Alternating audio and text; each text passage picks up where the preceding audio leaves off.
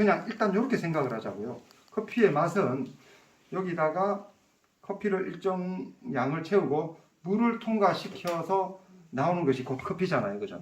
근데 물을 통과시키면서 내가 얼마나 여기에 조금 더 섬세하게 물붓기라든가 이런 전체가 파괴가 되지 않도록 질서 있고 안정적인 물붓기를 잘 하느냐, 물 온도를 잘 하느냐, 볶음도에 따라서 사이즈 조절을 잘 하느냐, 이제 말하자면 쉽게 얘기해서 이런 거를 잘 우리가 이해하고 그걸 여기다가 적용하는 게 커피를 잘 내주는 거예요. 예. 온도가 금방 한 몇 도는 쉽게 떨어집니다. 진짜로 한 몇 초 상간에 이게 한 5도 이상, 10도까지 확 떨어지거든요. 그러면 커피가 왜 이렇지? 이렇게 되는 수가 있어요. 그래서 이런 거를 조금 민감하게, 이제 갈수록 다 이제 민감하게 해줘야 돼요. 딱 하면 바로바로 착착착착착. 예. 집에서 할 때는 또 커피도 딱 하기 전에 바로 착착 갈아가지고 딱 이렇게 해야 되고. 자, 요거는 숟가락이 좀 크니까, 예. 한 숟가락 반 정도만 해도 돼요, 사실은. 예. 자, 봅니다.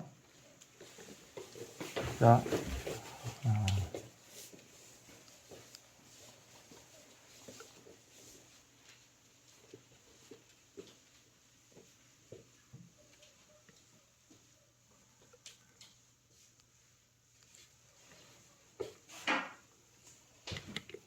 자,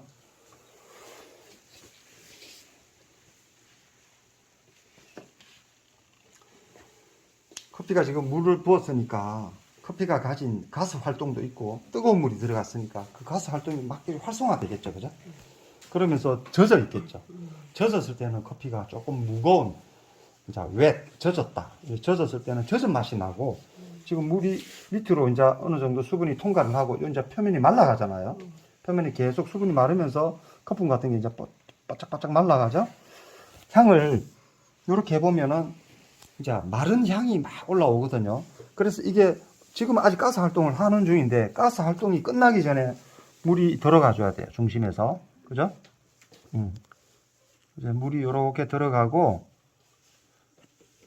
자, 이래서 아주 천천히 하나, 둘, 이걸 촘촘하게 금방 지나왔던 그 옆에 길을 살짝 돌아가는 거예요. 덤성덤성 가는 게 아니라, 이렇게, 예, 자, 이렇게 섬세하게 호흡을 잡아줘야 돼요. 이렇게 하면서, 자, 요 정도 나가면은 다시 돌아와야 돼요. 더 가면 안 돼요. 자, 다시 이렇게 돌아와야 돼요. 더 나가면은 이게 붕괴가 될 수가 있어요. 자, 중앙으로 돌아옵니다. 그죠? 중앙에 조금 머물러 주시고 딱 뺐단 말이죠.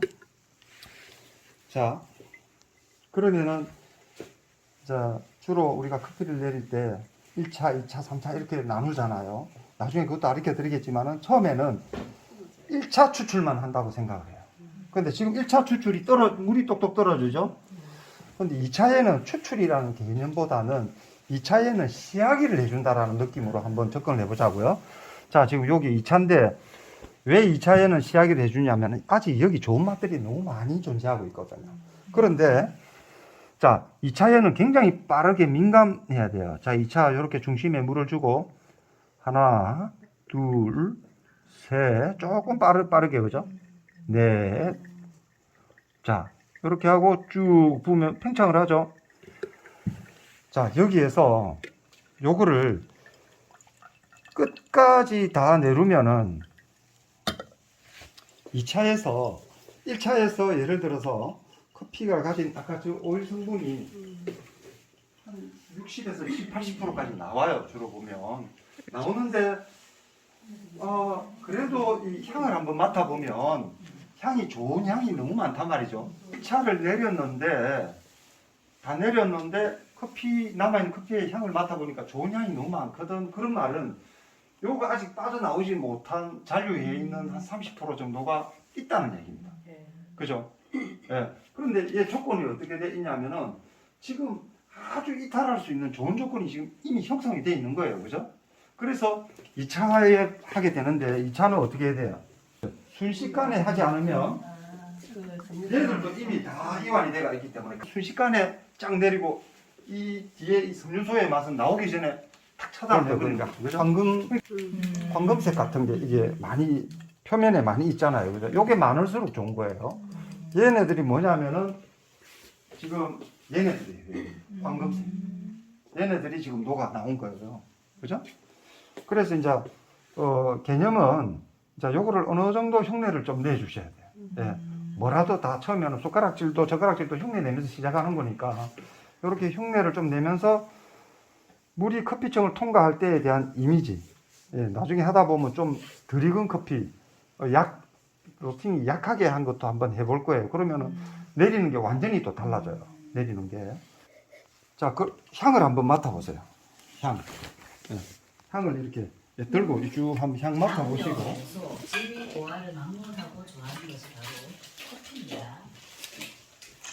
식물학교 커피를 보면은 커피는 그 원종이 세 가지가 있습니다. 그러니까 아라비카 종이라는 커피 원종이 있고요. 카네포라 종, 베베리카 종 이렇게 세 가지 종류가 있습니다. 자, 그리고 그 아라비카 종의 분류는 1753년도에 스웨덴의 식물학자인 아르누스 린네에 의해서 커피는 콩이라고 부르면 콩가루인지 아닌데 콩가루 아닙니다. 커피는 옥도선이과예요. 옥도선이과의 코페아 속의 단연생 커피는 한 번 심으면은 한 50년 정도 열매를 수확하면서 자라는 것이 커피입니다. 그리고 항상 푸르러요. 항상 이거는 낙엽이 지는 것이 아니라 겨울에도 푸른색을 유지하는 상록 나무입니다. 그리고 땅떡잎 식물, 땅잎이 두 개씩 마주 보면서 나오는 땅떡잎 식물이 바로 커피가 되겠습니다. 자, 이것이 바로 아라비카 종, 아라비카 종의 커피입니다. 꽃이 되게 예쁘죠? 꽃이 꼭 별처럼 생겼는데 꽃이 크기가 한 손톱만 하고 이 꽃은 커피를 키우다 보면은 잠시 어떤 날 보면 열매가 열리고 있는 때가 있어요. 이게 열매가 언제 열렸지 이러는데 알고 보면은 벌써 꽃이 폈는데 모르고 있었던 거예요. 왜냐하면 꽃이 한 이틀에서 3일 정도 폈다가 져버리거든요. 그래서 잘 모르는 경우가 있습니다. 어쨌든 꽃은 저렇게 생겼어요. 별처럼 이렇게 예쁘게 생겼고 위쪽에 있는 것이 열매입니다. 꽃을 치고 나면은 빨간색 열매가 열리는데 이 열매를 커피 체리라고 체리처럼 생겼다고 해서 커피 체리라고 이야기하고요. 그리고 그 대각선으로 밑에 있는 것이 그 아라비카 종의 커피 잎입니다. 커피 잎이 아라비카 종 커피 잎은 조금 작아요. 약간 이 정도 되는 이제 커피 잎을 볼 수가 있고요. 그리고 위쪽에 있는 것이 씨앗을 가공을 해서 만든 생두입니다. 이 생두가 바로 요 생두가 되겠습니다. 이것이 아라비카 종의 커피고요. 자, 그리고 이제 로부스타 종 커피. 로부스타 아까 카네포라 종이라고 이야기를 했잖아요. 이거는 카네포라 종이라고 생각하시면 되겠습니다. 카네포라 종의 대표적인 그 커피의 이름이 로부스타예요. 그리고 카네포라 종에는 거의 로부스타밖에 없기 때문에 일반적으로 커피의 종류는 뭐가 있을까요? 그러면은 아라비카 종과 로부스타 종이 있습니다. 보통 이렇게 이야기합니다. 하지만 로부스타 종은 원래 이름이 카네포라라고 아까 처음 말씀드렸던 카네포라라고 생각하시면 되겠습니다. 하지만 편의상 보통 로부스타라고 하기 때문에 로부스타로 이야기를 하겠습니다. 자, 로부스타 종은 이제 홍도에서 발견이 됐습니다. 홍도에서 발견이 됐고 1995년도니까 거의 19세기가 다 돼서 발견이 된 것입니다. 자, 그리고 얘가 지금 로부스타 종의 커피의 이제 꽃이고요. 꽃이 약간 이제 뾰족하게 나오죠. 그리고 옆에 잎을 보면 굉장히 큽니다. 굉장히 아라비카 종보다 아주 한 2배 정도 큰 모습을 볼 수가 있고, 그리고 이제 이쪽에 푸석성처럼 생긴 것이 로부스타 종의 그 커피 체리입니다. 이 체리 한눈에 보기에도 아까 그거보다는 되게 좀 무르게 보이죠. 좀 무르게 이렇게 생겼고요. 그리고 옆에 있는 노란 것들이 커피 그 로부스타 종의 커피 신주, 커피 씨앗입니다. 일반적으로 이제 이 로부스타 종 커피하고 앞쪽에 아라비카 종 커피하고 이렇게 뭐가 더 맛있을까요? 근데 씨앗만 보고 물어보면은 로부스타 종이 더 맛있다 그러거든요. 다들 약간 갈색으로 노릇노릇하니까 되게 맛있어 보이는 거예요. 근데 일반적으로 이런 아라비카 종의 커피는 보통 우리가 원두 커피로 먹는 가면 이제 카페나 이런 데 가면은 케냐 AA, 에티오피아 얘가 제프, 뭐 과테말라 안티구아라고 막 좋은 커피들이 있죠. 블루마운틴 예, 그런 것들이 모두 아라비카 종의 커피예요. 로부스타 종 커피는 없습니다. 그리고 로부스타 종의 커피는 이제 그 베트남에서 가서 베트남 커피를 마셔보면은 굉장히 쓴 커피가 있어요. 너무 쓰기 때문에 연유를 넣어서 먹기 때문에 베트남 커피 정말 맛있어 이렇게 하는데 연유를 넣어서 마시는 거고 로부스타 종의 커피입니다. 그래서 그리고 로부스타 종의 커피는 거의 원두를 안 먹습니다. 그 베트남에서나 그렇게 원두를 이제 원두처럼 해서 먹지 로부스타 종의 커피는 거의 다가 가공을 해서 인스턴트 커피로 만들어서 먹는다고 생각하시면 되겠습니다. 자, 그렇게 해서 이제 아라비카 종과 로부스타 종을 보셨고요. 자, 마지막으로 리베리카 종이 있습니다. 커피 원산지 하면 그 커피 원종 하면은 원래는 세 가지가 있지만은 커피 원종은 아라비카 종과 로부스타 종이 있다라고 보통 말한다고 말씀드렸잖아요. 리베리카 종이 있는데 리베리카라는 이 커피는 그 과육이 너무 두꺼워요. 과육이 너무 두껍고 원래 그 커피 체리 속에서 커피 씨앗이 차지하는 비율이 한 70% 80% 정도 됩니다. 굉장히 거의 씨앗이라고 보시면 돼요. 씨앗 바로 바깥에 그냥 약간 그 껍질이 두껍게 있는 걸 생각하시면 되는데 이 리베리카 종의 커피는 과육이 굉장히 두꺼워요. 굉장히 두꺼운데 맛도 없어요. 맛도 없고 이 씨앗은 쬐끄만하기 때문에 거의 안 먹습니다. 거의 안 먹고 생산량도 거의 없어요. 그래서 보통 이제 커피 원조하면은 리베리카 종을 잘 빼요. 잘 빼지만 이렇게 수업 시간에는 알고 계셔야 되니까 이렇게 다뤄주는 겁니다. 발견은 1876년도에 발견이 됐고 서아프리카의 라이베리아라는 그 나라에서 커피가 발견이 됐습니다. 네, 이렇게 생겼어요. 보면은 이 생두의 모양도 삐쭉삐쭉하고 굉장히 그 맛이 없다라고 보시면 되겠습니다. 그리고 입도 굉장히 크죠. 입도 굉장히 크고 이제 그렇기 때문에 뭐 이제 리베리카 종 커피는 별로 안 먹는 커피다 이렇게 생각을 하시면 되겠습니다. 커피는 그 적도 지방을 중심으로 해서 여기가 적도 지방이죠. 여기가 적도 지방이고 북이 25도, 남이 25도. 보통 엄밀하게 말하면 23.5도입니다. 북이 23.5도, 남이 23.5도. 북해기선과 남해기선 사이에서만 자랍니다. 쉽게 말씀드리면 우리나라에서는 자연 상태에서 자랄 수가 없어요. 지구의 허리라고 보시면 되기 때문에 이 북해기선과 남해기 사이에서 자라는 이 커피 존을 뭐라고 하냐면 커피 벨트라고 보통 이야기를 하게 됩니다. 이렇게 이제 그 아프리카 지역에서 이제 나타난 커피가 이 중동을 지나고 전 세계적으로 이렇게 퍼져 나가는 모습, 이게 커피 벨트 지역이라고 보시면 되겠습니다. 우리나라에서는 그래도 지금 커피 재배를 많이 합니다. 많이 하는데 주로 이제 비닐하우스를 져가지고 비닐하우스에서 커피 재배를 하고 있습니다. 몇 포를 하고 나면은 씨앗을 심으면은 발화가 된 것을 몇 포를 해서 이식을 하고 재배하게 되면 나중에 개화를 하고 결실을 하고 그러면서 다시 또 수확을 하고 또 씨앗을 심고 이렇게 보통 일반적인 나무하고 생태는 똑같다라고 보시면 되겠습니다. 커피는 이제 그 일반적인 그 나무들하고 똑같지만은 열매를 보려면은 심어서 3년이 지나야지만이 열매를 볼 수가 있고 3년 지나야지만 먹을 수 있는 이 커피를 수확을 할 수가 있습니다. 종의 대표 품종은 일반적으로 타이피카 종이라고 보통 이야기를 하고요. 최초 발견지는 우리 배웠던 것처럼 6세기 혹은 7세기에 에티오피아에서 발견이 되었다. 그리고 생산량이 그 아라비카 종과 로부스타 종을 비교를 해보면은 아라비카 종이 거의 70%를 생산해요. 굉장히 생산을 많이 합니다. 그래서 우리가 일반적으로 원두로 먹게 되는 것이 전부 다 아라비카 종이고요. 그리고 그 70% 정도 생산이 되고 그리고 카네프라 종은 약 30% 정도. 그 30% 안에 리베리카 종이 한 뭐 0.3% 이 정도 된다라고 보통 이야기를 합니다. 그리고 방수량을 보면은 아라비카 종이 1,500이고 카네프라 종은 2,000이죠. 그 이유는 뭐냐면은 아라비카 종은 좀 천천히 자라요. 천천히 자라고 천천히 자라기 때문에 뿌리를 깊게 내리겠죠. 뿌리를 깊게 내리기 때문에 물을 좋아하지만은 로부스타 종보다 물을 많이 필요로 하지 않습니다. 뿌리를 깊게 내리니까 그만큼 뿌리가 이제 토양을 잡고 있기 때문에 물이 많이 이제 로부스타 종에 비해서는 물이 많이 필요 없는 것이 이제 아라비카 종이고요. 카네포라 종, 로부스타 종을 키워보면 쑥쑥 잘 자라요. 굉장히 잘 자라기 때문에 뿌리가 그만큼 밑에까지 많이 안 내려가고 이제 이 크기가 뿌리는 조금 얕고 크기가 쑥쑥 자라기 때문에 물을 많이 필요로 하고 아까 보셨던 것처럼 잎이 굉장히 크잖아요. 잎이 크고 요런 이제 점이 있고요.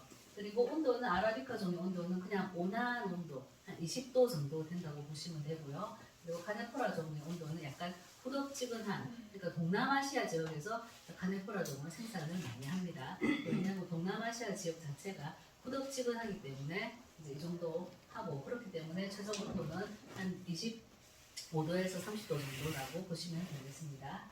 자, 고도는 아라비카 종은 주로 해발 500 이상에서 2000까지 굉장히 이제 높은 지대에서 나오는 것이 아라비카 종이고요.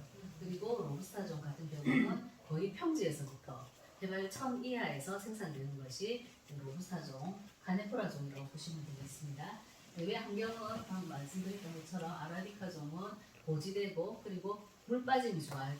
아라비카 종이 아무리 그 물을 좋아한다고 하지만 물 빠짐이 좋지 않으면 뿌리가 썩습니다. 그래서 물 빠짐이 원활하게 되는 주로 화산재 토양이죠. 그런 토양에서 재배가 잘 되는 것입니다. 로부스타종은 이제 어떤 기후나 토양에서 잘 견디는 단지 조금 부덥지근해야 되는 거, 물을 많이 줘야 된다는 그런 생각을 하시면 되겠습니다. 커피 첼리를 보시면은 바깥쪽 커피 첼리 아까 보셨던 것처럼 빨갛게 생겼잖아요. 빨간 껍질을 외가피라고 이야기를 하고요. 그리고 아까 말씀드렸던 것처럼 과육이 굉장히 적다 그랬잖아요. 적기 때문에 과육이라는 표현을 안 쓰고 중과피라는 표현을 씁니다. 가운데 있는 피다, 이제 그 껍질이다 그래서 중과피라는 표현을 쓰고요. 그리고 그 원두를 싸고 있는 네가피가 있습니다. 네가피가 있고 그 네가피를 파치먼트라고 보통 이야기를 하고요. 그 파치먼트 안에 은피라고 해서 얇은 막들이 그 씨앗을 싸고 있습니다. 그것을 은피 혹은 이제 실버 스킨이라고 하기도 하고 은피, 종피라는 표현도 쓰고요. 그 마지막으로 안에 생두가 있습니다. 이렇게 이제 이 정도로 알고 계시면 되겠습니다. 이거는 이제 보시면은 이렇게 사진 보시면 가운데 있는 노란 부분이 종피, 실버 스킨이라고 보시면 되겠고요. 그리고 이쪽으로 돌아가는 것이 잘 안 보이실 수 있는데 여기 보면 약간 노란 게 있어요. 이게 파치먼트, 외가피, 여기 중가피, 바깥쪽이 여기가 이제 외가피 이렇게 보시면 되겠습니다. 생두의 종류는 플랫빈이 있고 키베리가 있고 뭐 트라이앵글러 이렇게 있는데 그냥 플랫빈하고 키베리만 알고 계시면 돼요. 플랫빈은 체리 안에 그 씨앗이 2개가 있습니다. 그 2개가 있는 것이 가장 일반적인 커피이기 때문에 일반적인 생두기 때문에 플랫빈이라고 보통 이야기를 하고요. 피베리는 어떤 경우는 그 커피 체리를 딱 까보면 1개가 들어있는 게 있어요. 동글동글하게 1개가 들어있는 것을 피베리라고 보통 이야기를 합니다. 자, 그리고 아라비카 종의 품종은 아까 말씀드렸던 것처럼 가장 대표적인 것이 타이피카 종 혹은 티피카라고 이야기하고 타이피카라고도 이야기를 합니다. 타이피카 종이고요. 그리고 버번종이 있습니다. 타이피카 종, 버번종. 버번종은 뭐냐면은 예멘의 커피를 이제 프랑스의 부르봉 쪽에다가 부르봉 섬에다가 심었어요. 심어가지고 거기서 부르봉 섬에서 최적화돼서 나온 것이 이제 부르봉이라고 하기도 하고 버번이라고 하기도 합니다. 주로 브라질에서 많이 생산되는 커피가 버번종 커피가 되겠습니다. 자, 그리고 문도노보, 뭐 뒤에 카투아이, 뭐 이런 여러 마라고치 이런 게 있는데 이런 것보다 이제 앞에 그 타이피카 종하고 버번종이 이제 대표적인 아라비카 종이라고 보시면 되고요. 이 아라비카 종은 지금 전 세계 거의 모든 나라에서 아라비카 종을 지금 생산을 하기 때문에 품종이 계속해서 개량되고 있어요. 계속해서 개량되고 있고 앞에 지금 방금 이제 보셨던 것처럼 문도노보라든지 카투라라든지 이런 것들이 모두 이제 그 브라질에서 개량돼서 만들어 놓은 것이라고 보시면 되겠습니다. 자, 그리고 근데 이제 그 지금 커피 품종 흐름도만 조금 유심히 봐주시면 될 것 같습니다. 자, 커피 원종인 토착종인 그 이제 타이피카 토착종에서 나오는 것이 타이피카 종이고요. 타이피카 종에서 버번종 그리고 타이피카와 버번종을 교배를 했더니 문도노보라는 종이 나왔고 이런 식으로 해서 쭉 이렇게 한번 이 흐름도만 알고 계시면 될 것 같습니다. 자, 특별하게 좀 이제 카티모르라든지 티모르라든지 이런 거는 한번 쭉 한번 읽어봐 주세요. 이런 게 있구나 이 정도로 읽어봐 주시면 되고요. 그리고 이제 하나, 둘, 셋, 넷, 다섯 가지 정도 이제 조금 특별한 커피를 말씀드리면은 게이샤 커피라는 커피가 있습니다. 게이샤 커피에서 일본 커피인가? 근데 일본 커피는 아니고 원래 에티오피아 커피였어요. 얘는. 에티오피아 커피를 코스타리카에 심었다가 코스타리카에서 잘 안 돼서 코스타리카에 심었던 그 에티오피아 커피를 다시 파나마로 가져가서 파나마에 심었는데 파나마하고 이렇게 토양이 굉장히 잘 맞았는 거예요. 굉장히 맛있는 커피가 나왔어요. 그래서 이 게이샤 커피가 조금 유명해지고 지금도 굉장히 비싸게 팔리고 있는 것이 게이샤 커피 1kg에 막 20만 원씩 하는 이런 커피입니다. 자, 그리고 마라고지페라는 커피가 있는데 마라고지페는 생두가 굉장히 큽니다. 보통 생두가 한 18mm, 그러니까 이제 1.8cm가 아니라 18mm 정도, 1cm가 총 1cm나 2cm가 총 안 됩니다. 그런데 이 마라고지페라는 커피는 굉장히 큰 커피, 굉장히 막 보기에 너무 이렇게 커하는 그런 커피가 마라고지페라는 커피고요. 그래서 켄트라는 커피가 있습니다. 켄트라는 커피는 이제 제가 그 세계사를 할 때 세계사를 할 때 커피 품종이 흘러갈 때 이제 그 품종 커피 나무 자체를 이제 이 전 세계로 배달한 나라가 네덜란드라고 말씀을 드렸잖아요. 네덜란드에 의해서 여러 나라로 이제 커피가 나가게 되는데 특별하게 켄트라는 건 뭐냐면은 인도에 있는 어떤 그 수피 스님 이제 스님이 그 이슬람 쪽의 스님이 이제 예멘에 성지순례를 왔다가 커피를 맛보고 여기 반해가지고 7알을 자기 허리춤에 숨겨가지고 가서 인도에다 심어가지고 만들어 나온 커피가 인도 고유 품종이고요. 그게 이제 인도 토양에 굉장히 좀 토착화가 잘 돼가지고 켄트 커피가 나오게 됐다라고 보시면 되겠습니다. 그렇게 이제 켄트란 커피는 이제 다른 그 유럽을 통해서 간 것이 아니라 인도에서 직접 가서 만들어놓은 커피가 되겠습니다. 그리고 몬순 커피가 있습니다.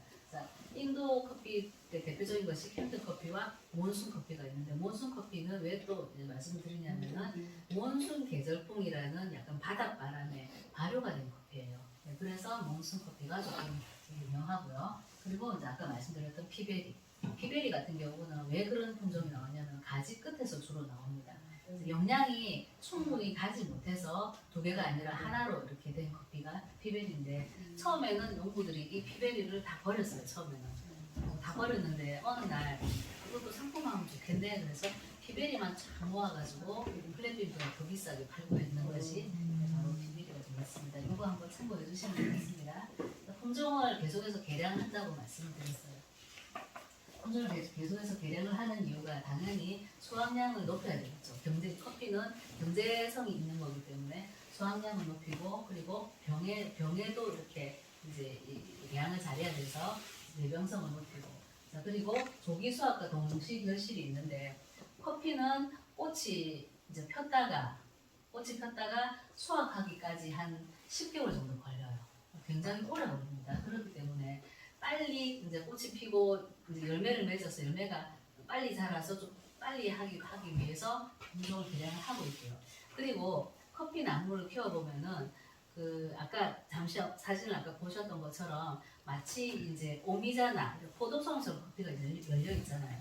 그런데 그게 한꺼번에 커피꽃이 확 폈다가 확 지고 열매가 확 열리는 것이 아니라 하나씩 바로 옆에 있는 것도 커피 그 꽃이 폈다가 지고 나면은 또 옆에가 꽃이 폈다가 지고 이렇기 때문에 한 나무에서 커피를 막 5-6번씩 가서 이렇게 수확을 해야 되는 거예요. 그렇기 때문에 그만큼 이제 5-6번씩 한 나무에서 한꺼번에 열려서 바로 빼면은 이제 그만큼 경제성도 좋아지고 돈도 덜 드는데 그러니까 인건비가 많이 들고 이제 동시 결실을 안 하게 되니까 그래서 동시 결실을 하기 위해서 많은 이런 이제 그 품종을 개량을 하고 있습니다. 하지만 이제 이런 경우는 품종 개량을 이렇게 하는 경우는 이제 그 결실하고 수확기가 뚜렷한 거.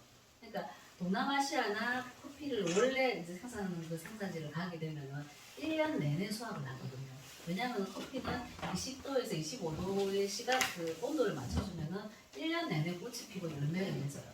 그러니까 항상 그냥 가가지고 이제 열매가 수확 다 익은 게 있으면 항상 가서 그냥 따오면 되는데 그런 것이 아니라 이제 이 커피를 수확을 하는 시기가 우리는 3월에 수확을 해, 4월에 하는 수확을 해. 이런 식으로 수확을 하는 이 시기가 있는 나라들은 동시에 조기 수확을 하고 동시에 결실을 보기 위해서 많은 이 품종을 개량을 하고 있는 것입니다. 자, 그리고 환경에도 적응을 해야 되고 그리고 색깔도 좋아야 되잖아요. 좀 크고 예뻐야 되잖아요. 그래서 외견적으로 우수해야 되고 맛을 봤을 때 좋아야 되기 때문에 이런 것들을 모두 이제 하기 위해서 품종을 개선해서 개량을 하고 있는 것입니다. 식물학적 특징은 그냥 한번 그 교과서를 참고를 해주시면 되겠습니다. 싶은 거는 카페인이 아라비카 종은 평균 1% 정도로 보시면 되고요. 카네포라종, 로부스타종 한 평균 2%. 그래서 카페인이 인스턴트 커피가 2배 더 많은 이유가 카네포라종 커피, 로부스타종 커피가 들어가 있기 때문입니다. 자, 그리고 리베리카는 아까 말씀드렸던 것처럼 아프리카 라이베리아에서 이렇게 나오고요. 리치는 과육이 두꺼워서 가공이 어렵기 때문에 주로 관상용으로 거의 쓰이고 그냥 집에서 수확해서 먹는 정도로 사용을 하고 있고요. 리베리카 좀 조금 특이하게 이 리베리카라는 나라에서만 이렇게 한다고 하는데 필리핀에 가면은 리베리카 종의 커피만을 생산해가지고 이렇게 쓰고 있는 곳이 있습니다. 그래서 필리핀의 바라코 커피라 그래가지고 리베리카 종만 해가지고 하는데 이 리베리카 종의 이 바라코 커피에 대한 이 매니아층이 있어가지고 아주 특별하게 바라코라는 품종을 이제 리베리카 종으로 이렇게 개발해서 사용하고 있는 나라가 바로 필리핀이라고 보시면 되겠습니다. 그냥 특별한 필리핀에서 나오는 커피 정도로 알고 계시면 되겠습니다. 필리핀이 우리나라는 필리핀 커피를 잘 안 먹잖아요. 사실은 근데 필리핀에서는 커피가 굉장히 많이 생산이 되는데 이제 수출은 거의 안 되고 그 자체 이렇게 소화시키는 이제 그런 것들이라고 보시면 되겠습니다. 또 필리핀은 섬이 많기 때문에 섬마다 조금 여러 가지 커피를 생산을 하고 있어요. 그리고 굉장히 특별한 커피들이 많은 나라가 필리핀인데 이제 그 수출을 거의 안 하기 때문에 사람들이 잘 모르시더라고요. 이렇게 해서 품종에 대해서 잠깐 했습니다. 한 5분 정도 마실게요. 풀이 내린 거고요. 발아해서ต้น까지 나왔죠. 자, 그렇게 되면은 작은 포트에 심어서 조금 키워요. 한 어느 정도 좀 잘 클 때까지 키운 다음에 나무 이제 이 커피밭에 심으면 작은 커피꽃이 피죠. 그러니까 3년 정도 키웠겠죠. 꽃이 피고 한 3, 4일 있으면 집니다. 지면 작은 그 열매가 나오기 시작을 해요. 이 열매가 점점 자라서 약간 한 이 정도 자라게 되면은 빨갛게 익어요. 보시면은 빨갛게 익은 거랑 안 익은 게 섞여 있죠. 빨갛게 익으면은 이제 수확을 하게 됩니다. 여기는 코스타리카라는 나라고 이제 아라비카 종만 수확을 하기 때문에 이렇게 손으로 일일이 따고 있죠. 그래서 이제 이것을 핸드피킹이라고 보통 이야기를 하고 브라질이나 로부스타를 하는 데는 이렇게 잎을 훑어서 기계로 따는 스트리핑을 하고 있는데 이런 아라비카 종을 생산하는 곳에서는 손으로 일일이 이렇게 따고 있습니다. 자, 이렇게 해서 농부가 커피를 이제 커피 씨앗을 2kg 정도 이제 따면은 2kg 가지고 한 200잔의 커피가 나온다고 지금 말을 하고 있는 겁니다. 자, 이렇게 해서 농부가 이 수확한 커피 씨앗을 가지고 공장을 가는데 2번의 가공을 거치게 됩니다. 첫 번째 가공입니다. 그것은 지금 이 나오고 있는 것이 커피 체리고요. 커피 체리를 한번 씻어서 커피 껍질을 벗겨내는 작업을 할 건데 그것을 펄핑이라고 보통 이야기를 하게 됩니다. 자, 이렇게 몇 차례 세척을 하죠. 세척을 하고 나서 펄핑 머신이라는 머신에다가 커피 씨앗만 발라낼 거예요. 자, 보시면은 커피는 굉장히 부들부들하기 때문에 약간의 충격만 줘도 씨앗이 빠져나오게 됩니다. 보시면 손으로 이렇게 살짝 누르니까 커피 씨앗 두 개가 이렇게 튀어나오죠. 이거를 기계로 살짝 압력을 줘서 눌러서 이렇게 나오고 있습니다. 이게 펄핑 머신이고요. 하얗게 보이는 것이 커피 씨앗들이고 바깥에 이렇게 점액질이 묻어있는 커피 씨앗들이고 옆에 빨간 것들은 이제 껍질들이 이렇게 나오고 있죠. 껍질은 뭐 이렇게 말려서 차를 해먹기도 하고 뭐 이렇게 밑에 이제 땅 영양을 주기 위해서 그런 식으로 사용을 합니다. 자, 그 점액질이 있는데 그 점액질을 벗겨내기 위한 작업을 아주 중요하게 생각해요. 이 점액질을 제대로 벗겨내야지만이 안에 있는 그 존피 안에 있는 생두를 먹게 되니까 이렇게 점액질을 이제 벗겨내고 있는데, 자, 이 나라는 지금 물을 계속해서 사용하고 있죠. 그래서 이것을 워시드 가공이라고 보통 이야기를 합니다. 물을 사용해서 물에 담갔다가 계속 이렇게 움직여가면서 점액질들을 벗겨내는 거고요. 어느 정도 점액질들을 벗겨내고 나면은 이렇게 말립니다. 햇빛이 좋으면 한 3일, 조금 안 좋으면 한 5일 정도 이렇게 말리면은 바깥에 얇은 가루 있는 파치먼트 상태의 커피가 돼요. 파치먼트는 이제 커피 씨앗 바깥에 마치 달걀껍질 같은 껍질이 있는 상태가 파치먼트 상태거든요. 이것이 바로 그 씨앗 바깥에 얇은 막이 있죠. 이거를 이제 그 벗겨내야지만이 이제 그 먹을 수 있는 생두가 나오는 겁니다. 자, 그래서 기계 밀림 머신이라는 기계를 이용해서 약간 살짝 충격을 줘서 껍질을 다 벗겨냅니다. 그래서 벗겨내고 나면은 벗겨내도 바깥에 은피들이 막 덕지덕지 묻어 있어요. 그래서 걔들을 이렇게 거대한 시리즈에 담아가지고 이제 이렇게 서로 마찰을 일으켜서 이제 하고 나면 이것을 폴리싱이라고 하거든요. 하고 나면은 가공이 완전히 끝나게 되는 것입니다. 이 가공이 끝난 커피는 이제 포장을 할 텐데, 포장하는 방법에 따라서 이제 크기별로 포장을 하기도 하고 여러 가지 방법으로 포장을 하게 되는 것입니다. 자, 이렇게 해서 포장을 하게 되는 것입니다. 포장은 국제적인 규격은 60kg입니다. 쌀은 한 가마 80kg잖아요. 커피는 한 가마가 60kg고요. 근데 나라마다 조금씩 다르기 때문에 코스타리카는 69kg로 포장을 하고 있고, 콜롬비아나 이런 나라들은 70kg. 근데 일반적으로는 다 60kg로 포장을 한다고 생각하시면 되겠습니다. 자, 이렇게 하고 나면은 1차 가공이 끝나게 됩니다. 자, 그리고 2차 가공을 할 텐데요. 2차 가공이라는 것은 말 그대로 커피 생두가 소비자한테 가기까지 과정을 2차 가공이라고 하기 때문에 보통 2차 가공은 커피를 로스팅해서 포장하는 것을 2차 가공이라고 합니다. 지금 커피가 약 한 800가지 커피 성분이 있는데 그 중에 인간들이 발견되는 것이 한 300가지 정도 있다고 해요. 아직 500가지는 미지 세계로 지금 남아 있습니다. 자, 이렇게 해서 이 커피 생두, 그린 커피 빈이 2차 가공 공장에 들어와서 바로 한번 먼지를 털어내고 나서 이렇게 로스팅을 하게 됩니다. 거대한 로스팅 머신이고요. 자, 생두를 담았습니다. 약간 생두가 초록색으로 보이죠. 초록색으로 보이기 때문에 얘는 아라비카 종의 원두가 되겠습니다. 자, 이 시간이 지나면은 점점 커피가 노랗게 변했다가 갈색으로 변하고 그리고 커피색으로 변하게 되면은 이렇게 커피가 나오게 되는 것입니다. 이렇게 그 워신에다가 커피 생두를 넣어서 나오기까지는 굉장히 빨리 진행되는데 한 15분 정도 되면 진행이 다 끝나게 되는 것입니다. 그러니까 생두가 점점 열을 받으니까 점점 이렇게 변하고 있죠. 자, 이 공장에서 또 가장 또 중요하게 생각하는 것이 커피의 품질을 테스트하는 것인데, 이 품질을 테스트하는 과정을 커핑이라고 보통 이야기합니다. 커핑 혹은 큐 그레이딩, 이제 그 퀄리티를 이제 그레이딩 한다 그래가지고 등급을 매긴다 그래서 큐 그레이딩이라고 하는데, 이 작은 이 로스터는 샘플 로스터입니다. 샘플을 로스팅하는 것이고, 샘플 아까 봤던 그 커피를 그대로 샘플 로스팅을 하는 겁니다. 샘플 로스팅을 해서 커피의 맛을 지금 테스트할 거예요.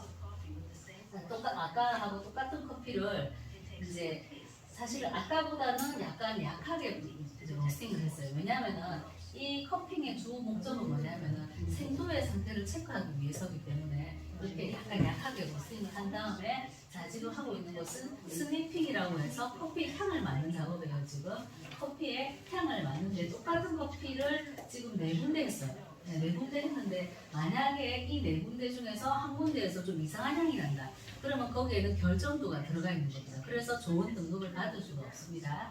자, 이제 향을 하고 나서 이제 맛을 볼 거예요. 자, 맛을 보는 작업은 슬러핑이라고 이야기를 했는데 한번 쑥 빨아 당겨가지고 전체 맛을 느껴보는 거예요. 이제 이 사람들은 이제 전문 커퍼들은 하루에도 수백 잔의 커피를 맛을 봐야 되기 때문에 다 마시면 카페인이 과다하게 되겠죠. 그래서 맛보고 뱉어내고 맛보고 뱉어내고 이렇게 합니다. 이렇게 해서 이 커퍼에 의해서 이 커피 등급이 정해지고 이제 하게 되면은 포장을 하게 됩니다. 그래서 커피는 온도와 습도와 공기에 굉장히 취약해요. 그래서 공기가 들어가지 않게 그리고 습기가 들어가지 않게 밀봉 포장을 하게 됩니다. 이렇게 갈아서 포장하기도 하고 원두 상태로 포장을 하기도 하는데, 그 옛날에는 갈아서 포장을 하면 커피에서 가스가 나오니까 봉지가 터져버리는 일이 많았어요. 그래서 요즘은 아로마 밸브라고 그래서 흔들면은 향이 나잖아요. 안에 있는 가스는 빠져나오고 바깥에 공기는 들어가지 못하게 아로마 밸브로 포장을 하고 있습니다. 커피를 마시는 방법을 몇 가지를 보여드릴 겁니다. 자, 이렇게 해서 커피가 나왔죠. 아로마 밸브가 앞에 붙어 있습니다.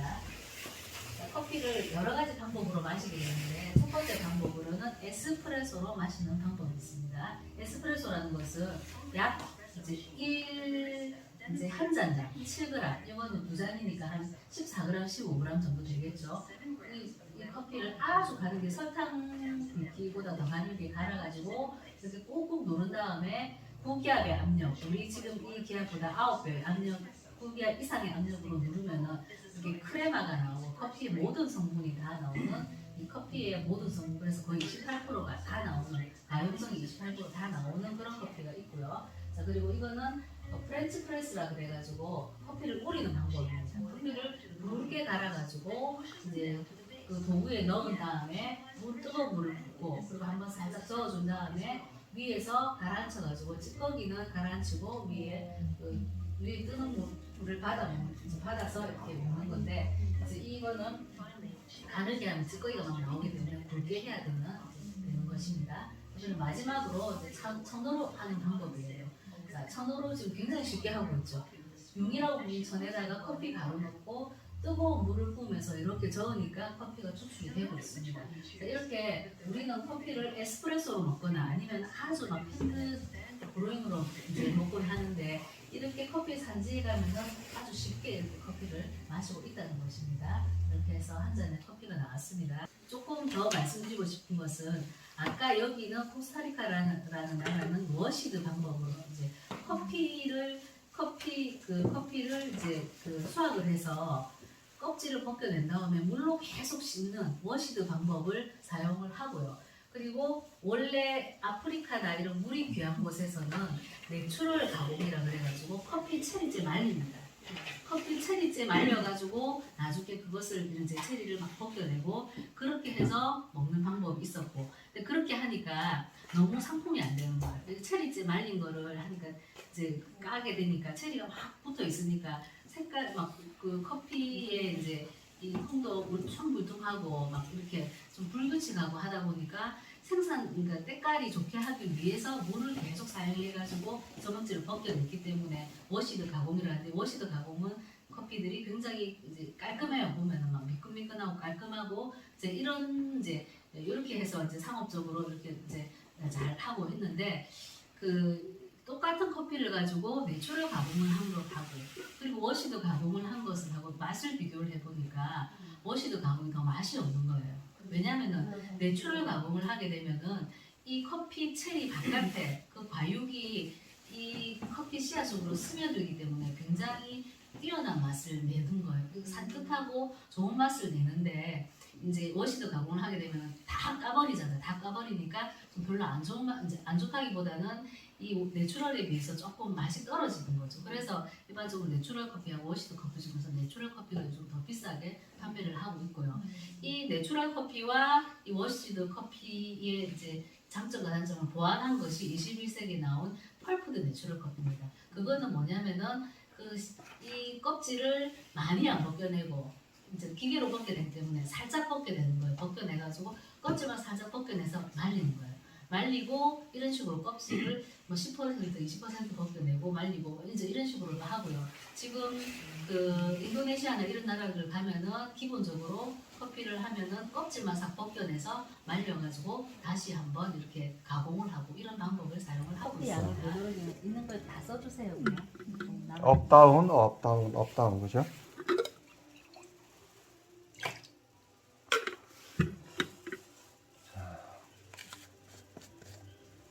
이건 한잔 분량이라고 보고,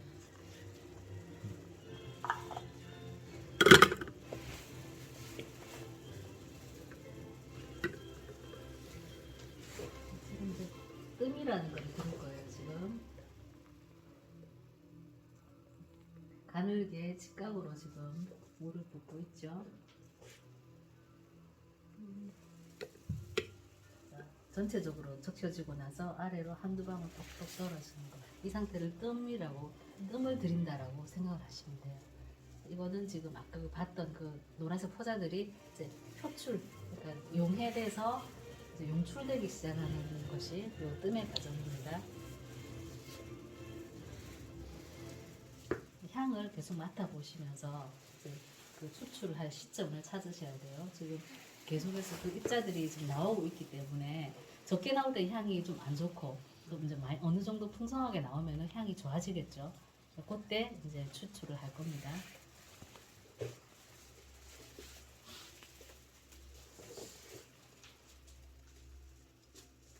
지금 진하게 뽑을 거기 때문에 굉장히 천천히 지금 하고 있습니다.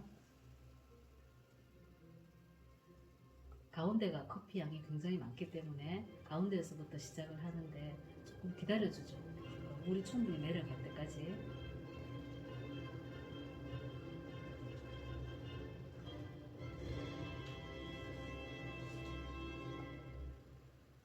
보시면 아주 촘촘하게 옆으로 조금씩 빠져나가고 있죠.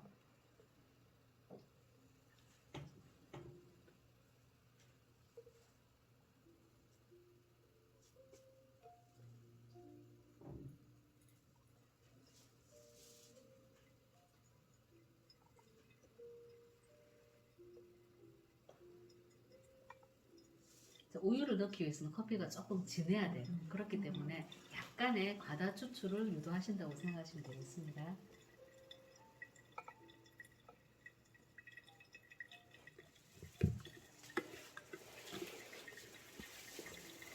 이렇게 해서 거의 1차 추출로만 하셔도 됩니다.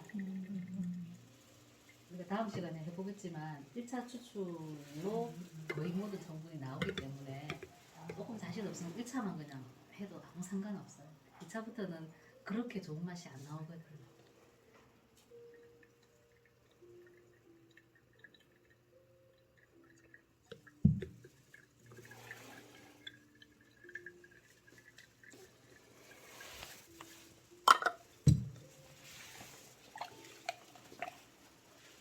자, 보시면 굉장히 진하게 나왔다는 생각이 들죠. 이렇게 나와야지만이 커피를 넣으면 맛있어요. 근데 커피를 연하게 이렇게 많이 뽑아가지고는 우유를 넣으면은 커피 맛도 아니고 우유 맛도 아니고 이상한 맛이 나는 거죠. 자, 이렇게 진하게 내리셔야 됩니다.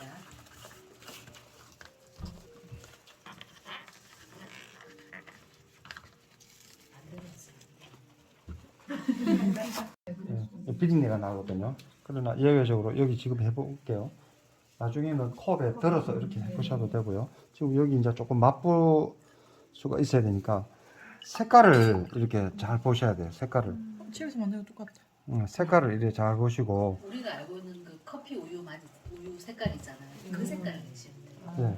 네. 색깔을 이 가감을 조금만 잘못하면 맛이 없어요. 우리가 뭐 라면 끓여 먹어도 물을 너무 많이 하거나 맛이 없잖아요. 근데 적게 해도 좀 짜고. 그래서 이게 굉장히 중요합니다. 물의 정량을 맞춰주는 거. 이거 조금만 덜 하거나 더 하거나 하면은 맛이 없습니다. 유리기예요? 네, 이 색깔로 이제 밀도를 어느 정도 보는 거죠. 네, 보는 커피 거고. 상태가 조금 다르기 때문에 우유를 얼마나 넣으라 말씀을 못 드리죠. 예. 커피가 그래서 진하면 조금 많이 넣어도 돼요. 그래서 여기에다가 뭐 예를 들어서 뭐 당도 좋아하시는 분들은 사탕수수 이하이면 먹었을 때 몸에 좋은 원당류를 조금씩이라도 쓰면 맛이 전혀 달라져요. 이 당도가 커피하고 당도는 정말 잘 어울려요. 초콜릿이나 이런 거. 원당도 중요하지만 여기 꿀 넣으면 향이 틀려집니까? 예, 꿀은 조금 조심해서 넣어야 돼요. 꿀은. 네. 꿀향이 강해지면 예, 꿀이 굉장히 강하거든요, 향이. 예. 그래서 이런 거 맛보실 분 맛보셔도 돼요. 그렇게 그래서 진짜 색감이 좋아야 돼요. 뭐라도 색감이 안 좋으면 이게 참 맛이 잘 안 나거든요. 그래서 먹어는 봐요. 예. 그냥 간단하죠. 지금 아까 하시는 걸 보니까 다 잘 하셔가지고 지금 이건 팁으로 그냥 하나 하는 겁니다. 이렇게 간단하게. 내가 라떼